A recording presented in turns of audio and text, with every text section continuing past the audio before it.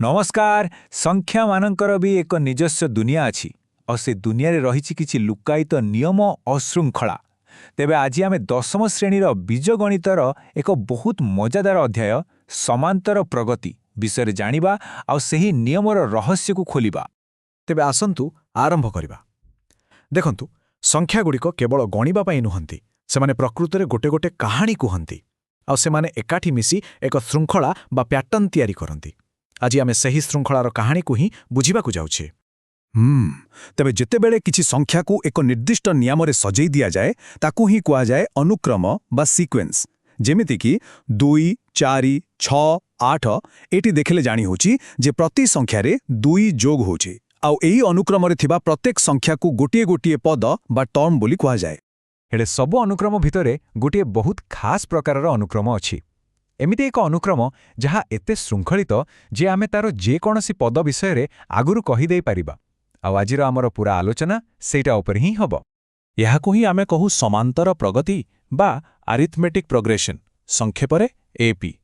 आउ एहार सबुठु बड़ रहस्य हेउची गोटिए जिंस, एथिरे जेकोनसी पद आउ तार ठीक आग पद भितरे थिबा पार्थक्य सबुबेले समान।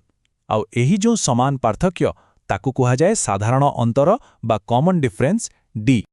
अच्छा एठी देखिले कथाटा पूरा स्पष्ट होई जिवो। देखंतु बाम पटे अछि 5, 10, 15, 20।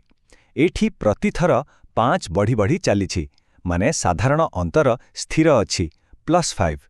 तेणु एइटा हेउछि गोटे समांतर प्रगति। हेले डाहाण पटे देखंतु 1, 4, 9, 16। एठी प्रथमे 3 बढ़िला, तापरे 5, तापरे 7। पार्थक्यटा बदली जाउछि, तेणु एटा समांतर प्रगति नुहे। बस एतिकी ही फरक। तबे प्रश्न उठुछि, जदि आमको एही नियम माने साधारण अंतरटा जणा ताले कोन आमे पूरा लंबा लिस्ट न लेखि सीधा कोनोसी गोटे पद को बाहर करि परिबा, जेमेति कि 50तम पद किंबा 100तम पद? आसंतु गोटे उदाहरण नेबा। धरा जाऊ गोटे एपी अछि जहा -18 रु आरंभ हेउछि आ तार साधारण अंतर हेउछि 2। एबे जदि पचरा जाए तार दशम पद कोन हेबो, ताहाले कोन आमे एमिति लिखि चलिबा -18, -16, -14? ना, सेठी पाई गोटे बहुत शक्तिशाली फॉर्मूला बा सूत्र अछि जहा हमकु सीधा सड़क उत्तर पाखरे पहुंचै देबो। आउ एटा ही से जादूकरी सूत्र Tn = a + n-1d। आसंतु एहाकु ठीके भल भाबरे बुझिबा। एठी a हेउछि प्रथम पद, d हेउछि साधारण अंतर आउ n हेउछि आमे जेउ पदटी खोजुछे। तेबे एठी n-1 काहेकि? कारण देखंतु द्वितीय पद को जिबा पई आमे d को थरे जोग करू, तृतीय पद को जिबा पई 2 थर। तेणु nतम पद पई आमकु d को n-1 थर जोग करियो पड़िबो। बहुत सरल। ओके, गोटे पद खोजिबा तामे सिखि गले, किंतु जदि प्रश्न आसे जे गोटे एपी रो प्रथम 50टी पदर जोगफल केते, ताहाले कोन करिबा? एही प्रश्नर उत्तर आमकु जणे महान गणितज्ञक पिलाबेलर गोटे प्रसिद्ध कहानी पाखकु नै जिवो। कहानीटी होउछि एमिति। थरे जणे स्कूल शिक्षक तांको क्लासर दुष्ट पिलामानंकु किछि समय पई चुप करेबा पई गोटे काम देले। से कहिले, ठीक अछि, एबे समस्ते 1 रु 100 पर्यंत सबु संख्या को मिसेई कि मोते देखाओ। से भाबिथिले एथिरे तो पिलांकर बहुत समय चली जिवो। किंतु से जानि नथिले जे तांको क्लास रे जणे छोटो पिला बसिथिला जहार ना थिला कार्ल फ्रेडरिक गाउस, जिए परवर्ती समय रे जणे महान गणितज्ञ हेले। आउ सेही पिलाटी किछि मुहूर्त भितरे ही एक चमत्कार उपाय रे एहार समाधान बाहर करी शिक्षकंकु आश्चर्य करिदेला। तांकर उपायटी सतरे कोनोसी जादू ठारू कम नथिला। से कोन कले? से प्रथमे सेही सीरीज को लेखिले s = 1 + 2 + ... + 100। आउ ठीक ता तले सेही सीरीज को पुणी थरे उल्टा करी लेखिले s = 100 + 99 + ... + 1। एबे जेतेबेले से एही दुईटी लाइन को जोगो कले देखिले जे प्रत्येक जोड़ी माने 1 + 100, 2 + 99 एमती सबु जोड़ीर जोगफल 101 होछि। आउ इमिति केतोटी जोड़ी थिला? पूरा 100टी।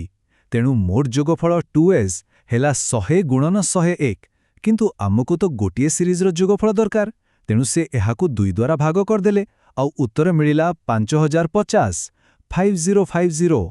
केते सहजरे। आउ सबुठु बड़ कथा हैला गाउसकर एई चमत्कार कौशल केवल 1 रु 100 पई काम करेनी।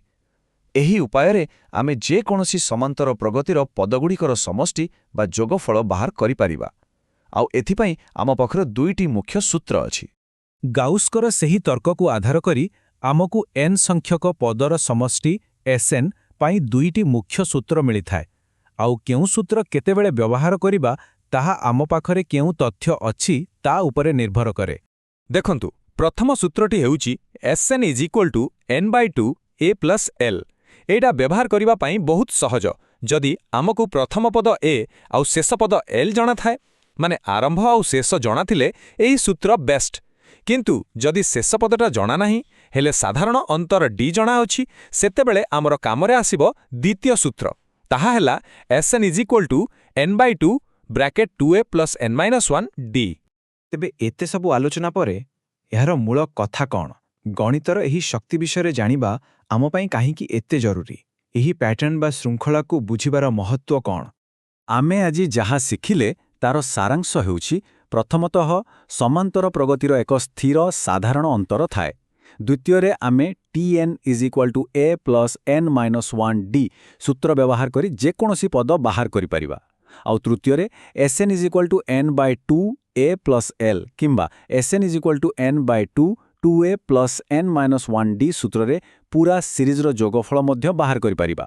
ଆଉ ଏହି ସୂତ୍ରଗୁଡ଼ିକ ହିଁ ହେଉଛନ୍ତି ଗଣିତର ପ୍ରକୃତ ଶକ୍ତି, ଯାହା ଜଟିଳ ସମସ୍ୟାକୁ ମଧ୍ୟ ସରଳ ଗଣନାରେ ପରିଣତ କରିଦିଏ। କିନ୍ତୁ ମନେ ରଖିବାକୁ ହେବ, ଏହି ଗାଣିତିକ ଶୃଙ୍ଖଳା କେବଳ ବହିର ପୃଷ୍ଠାରେ ସୀମିତ ନୁହେଁ। ପ୍ରକୃତିରେ ଫୁଲର ପାଖୁଡ଼ା ସଜେଇ ହେବାଠାରୁ ଆରମ୍ଭ କରି ଅର୍ଥନୀତିର ଉଠାପକା ପର୍ଯ୍ୟନ୍ତ ସବୁଠି ଏହି ପ୍ୟାଟର୍ନ ଲୁଚି ରହିଛି। ତେବେ ପ୍ରଶ୍ନ ହେଉଛି, ଆମ ଚାରିପାଖେ ଆଉ କେଉଁ କେଉଁ ଜାଗାରେ ଏଭଳି ଗାଣିତିକ ଶୃଙ୍ଖଳା ଲୁଚି ରହିଛି? ତାକୁ ଖୋଜି ବାହାର କରିବା ହିଁ ତ ପ୍ରକୃତ ଆବିଷ୍କାର।